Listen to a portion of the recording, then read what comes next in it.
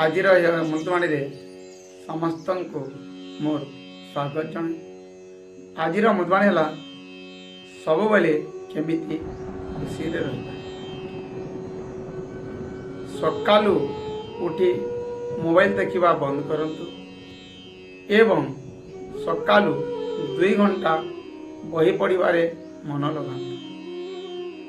आउ प्रतिदिन कम से कम 1 घंटा एक्सरसाइज करंतु एवं प्रतिदिन निजर लक्ष्य प्रस्तुत करंतु।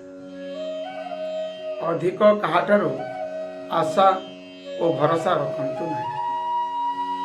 मनरे जहा अछि ताहा डायरी रे लिखंतु। आउ राति रे सोइबा पूर्वरु मोबाइल दूर रखंतु।